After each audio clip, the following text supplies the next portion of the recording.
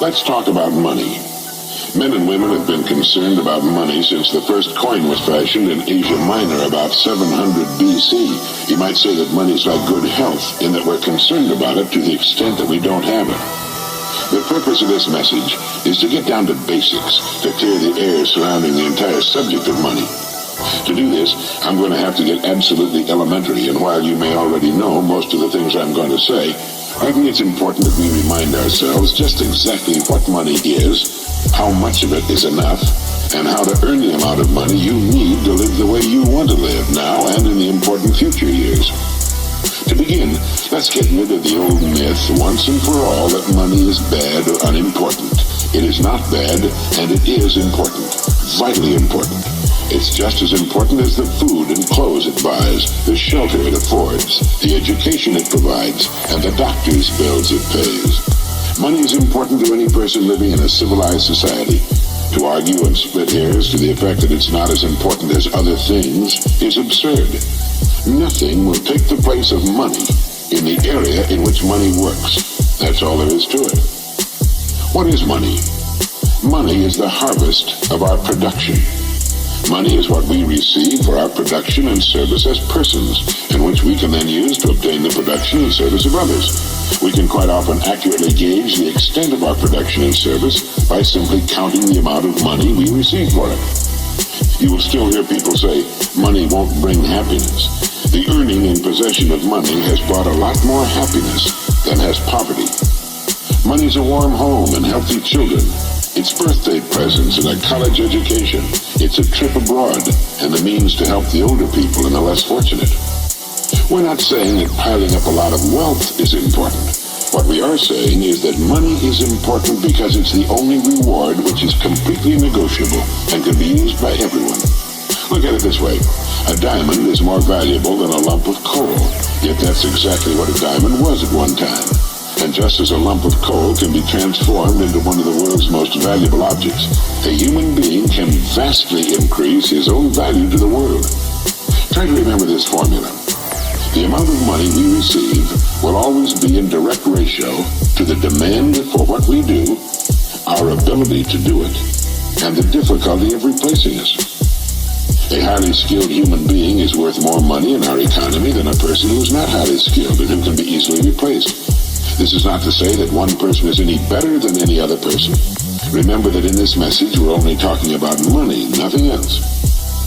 This is why there are few limitations on a person within his company and industry. His income will be an exact proportion to the demand for what he does, his ability to do what he does, and the difficulty of replacing him. That's why the whole idea of trying to get something for nothing is ridiculous and won't work.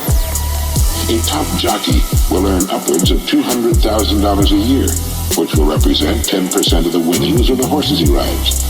You might say riding a horse serves no useful purpose, but the demand is there, useful or not.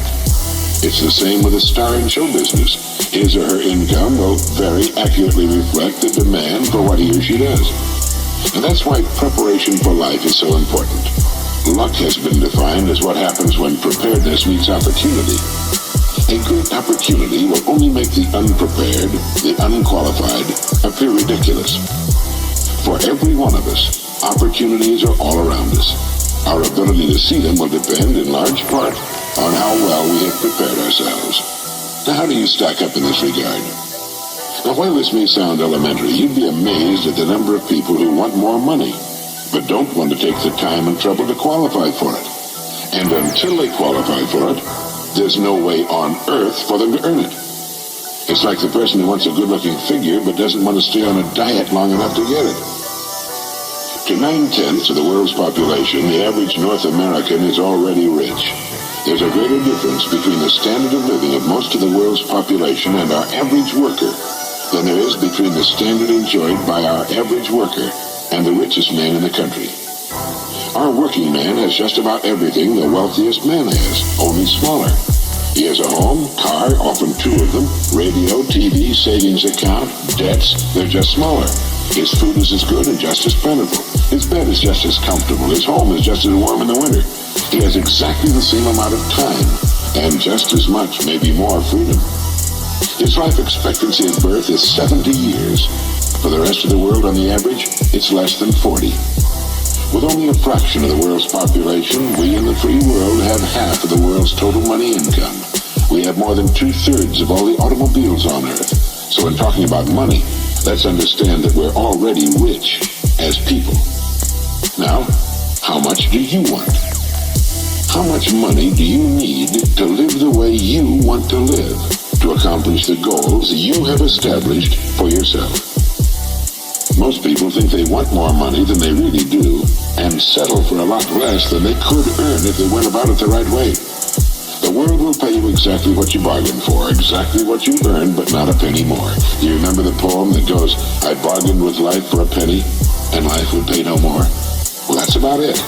We will receive not what we idly wish for, but what we justly earn. Our rewards will always be in exact proportion to our service. If you don't like your income, you must devise ways and means of increasing your service. And this is an individual thing. No one can do it for you. Although you can get ideas from others, your service must come out of you, your mind, your abilities, and your energy. A strong man cannot make a weak man strong, but a weak man can become strong on his own by following a specific course of action for a sufficient length of time. And a man who's already strong can become a lot stronger. It's the same with this business of money. A man who refuses to do more than he's being paid for will seldom be paid for more than he's doing. You may have heard someone say, "Why should I knock myself out for the money I'm getting?" Now it's this attitude which, more than anything else, keeps a person at the bottom of the economic pile. He doesn't understand that only as we grow in value as persons will we receive the increased income we seek. If we try to stand still in our work, and millions do, we'll never know the rewards, nor the joy of accomplishment, and the personal satisfaction and peace of mind, which come only to the person of unusual achievement. There are two distinct steps we must take. First, we must decide how much money we really want. Once this decision is made, the second step is to forget the money and concentrate on improving what we now do until we've grown to the size that will fit and naturally earn the income we seek. Once we're fully qualified for the amount of money we decide to earn, we'll soon find ourselves earning it. And we'll also discover that with our new powers and abilities, it's no more difficult, perhaps even less difficult, than what we're now doing for the money we're now earning. Now ask yourself, how much money am I perfectly willing to earn? Realizing that the amount I earn will be in exact proportion to my skills, the demand for what I do, and the difficulty of replacing me. There are really three amounts of money every person should decide upon. One, the yearly income he wants to earn now or in the near future. Two, the amount of money he wants to have in a savings and or investment account. And three, the amount of money he wants as retirement income, whether he ever retires from active work or not. Now it's here that most people make a very serious mistake. They never decide on any one of these three amounts of money. If you will decide on these three amounts, and if you will write them on a card to carry with you or put someplace where you can review it from time to time, you will automatically have placed yourself in the top 5% of the people. You will have a plan for your future, a blueprint for future financial accomplishment. You will know where you're going, and if you're serious about it, you will most certainly get there. You see, the trouble with people is not in achieving their goals. They can do that. It's in not setting goals that people get in trouble. They leave it to chance and find out sooner or later, and to their sorrow, that chance doesn't work, that they've missed the boat.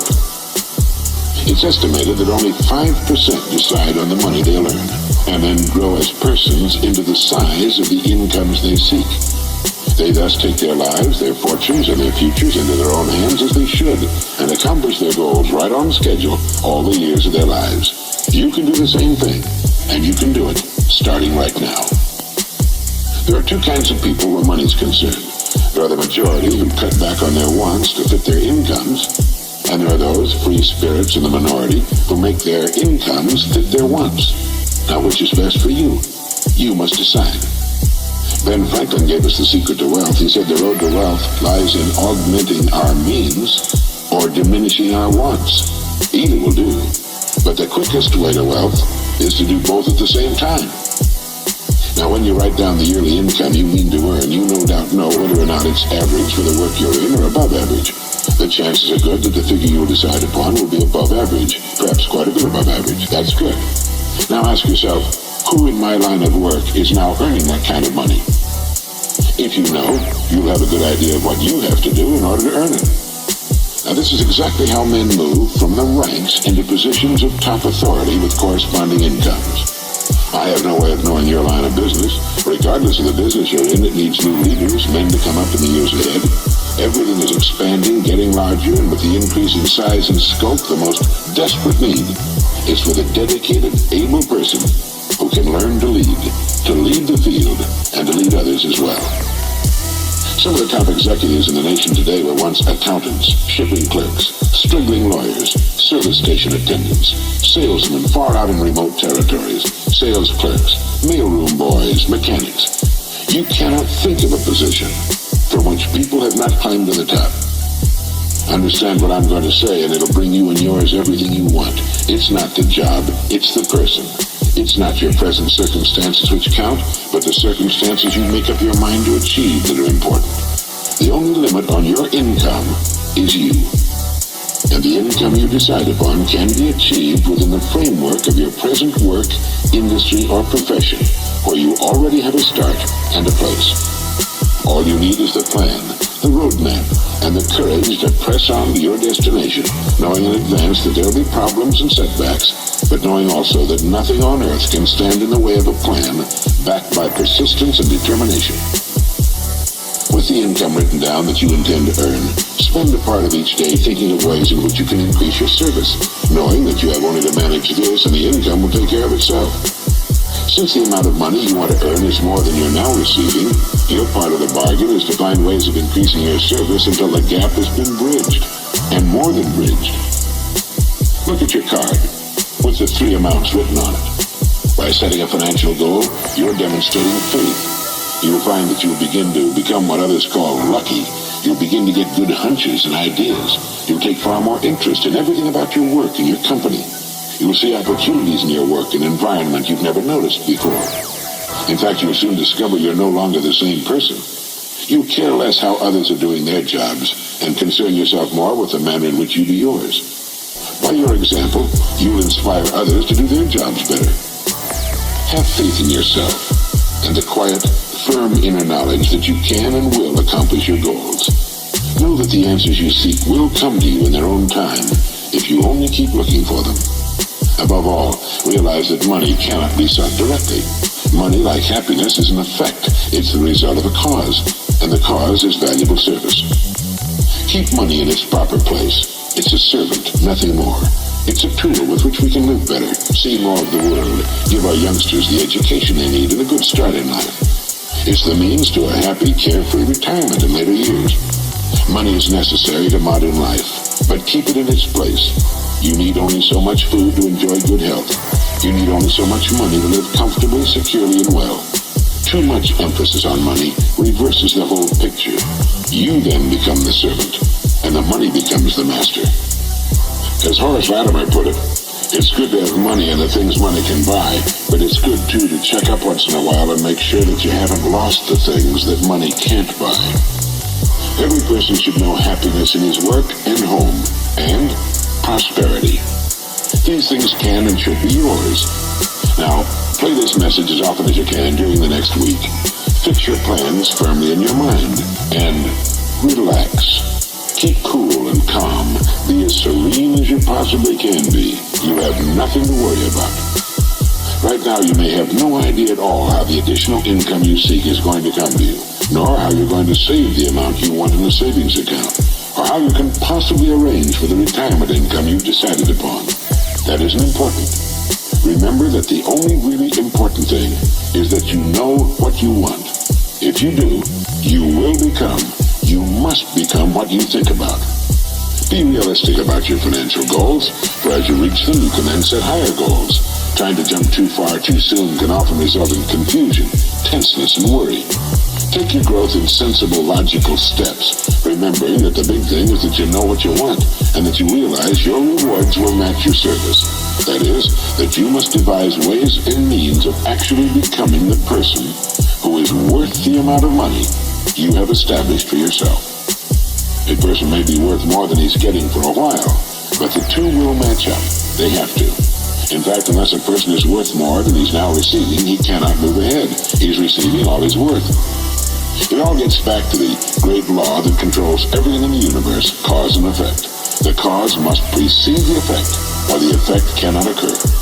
This is why people who try to get something for nothing are only fooling themselves and earning the disillusionment and frustration they must one day reap.